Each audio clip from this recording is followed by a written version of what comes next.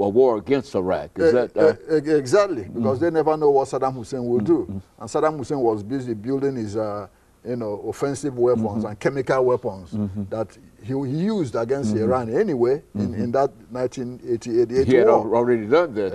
Exactly. So the Iranians would have been busy trying to use the money for these conventional weapons than building nuclear weapons. So as far as Saddam Hussein was there, Iran would have been contained. We will use Saddam Hussein to keep them in check. But when we went foolishly and overthrew Saddam Hussein, then Iran was free to pursue its nuclear ambition without worrying about its neighbors. Pakistan wasn't going to do anything. Pakistan is friendly with, Pakistan already has its own bomb, the Islamic bomb. Afghanistan is in chaos. They don't have nothing to do. They won't even do nothing to Iran. The other, neighbors, Soviet Azerbaijan, former Soviet, the same. There are shares over there. So you see, Iran is let loose. Now, who is more worried about Iran's nuclear ambition? Now, one would be surprised is the Arab countries. The Arab countries. It's not the Israelis. Okay. Though Israelis are worried because of what Ahmadinejad has been saying. And, in all likelihood, they might attack Iran. But the Arab countries are more worried. About Iran having a nuclear weapon. Because from time immemorial, the Arabs have been fighting with the Persians. You had during the war between Iran and Iraq, Saddam called that war the Qadisiyah. That was about a war fought between the Persians and Arabs before, almost centuries before.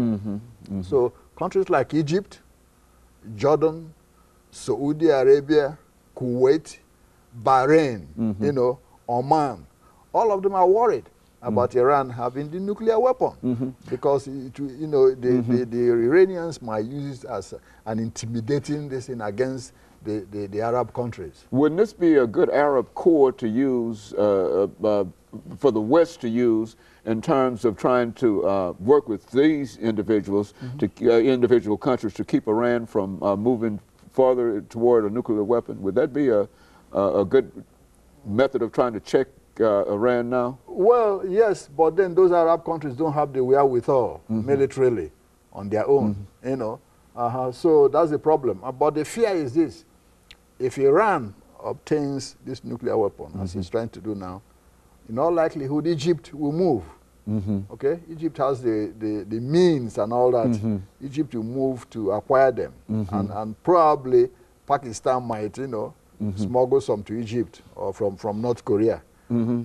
Saudi Arabia, with all the money it has, can have some. Saudi Arabia financed Pakistan's nuclear weapons, so they might acquire one themselves. So what you have is a proliferation of nuclear weapons in the whole of the nuclear in the Middle East, which will be a threat to Israel. Israel as well as to one another. As well as to one another. Okay, and that's what most of the European countries and the United States do not want to see happen. See, now Israel might on its own act against Iran. Now, we don't have good intelligence on the ground in Iran, but the Israelis do.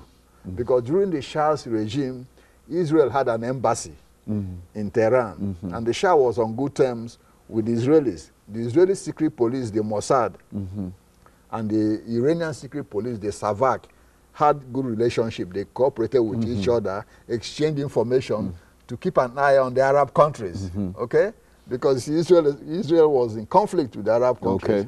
And the Iranians at the same time are not in good terms with most of the Arab countries either. So the Savak and Mossad were cooperating.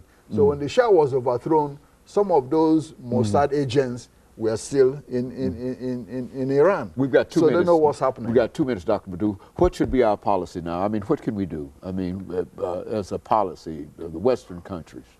Well, A will be sanctions. But, as experience has shown, sanctions don't do much but punish the regular, ordinary person on the street. The big shots will eat well, and they can smuggle what they want continuously. We want we're asking the Russians and the Chinese to assist because, in putting strong sanctions and stopping the supply of some nuclear materials to Iran. But then you have the economic factor. China wants all that oil and gas from Iran to develop its economy. The Russians are selling whatever they can to boost the economy to Iran at the same time. So in order to get this accomplished, those two countries have to cooperate with us. China and Russia. Russia. Otherwise, you know, there's no way we can stop it unless the Israelis go in there and bomb those facilities like they did in Iraq, which might be difficult, but they have the capacity and capability of doing that.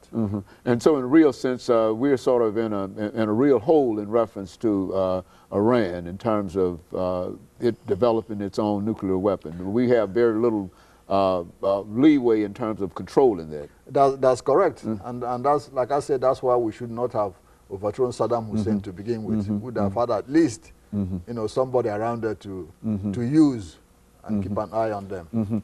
And of course, Dr. LMadu, it's time out for us. And let me thank you for coming by, and let me encourage our audience to tune in again next week for another informative edition of Comments. Thank you and good morning.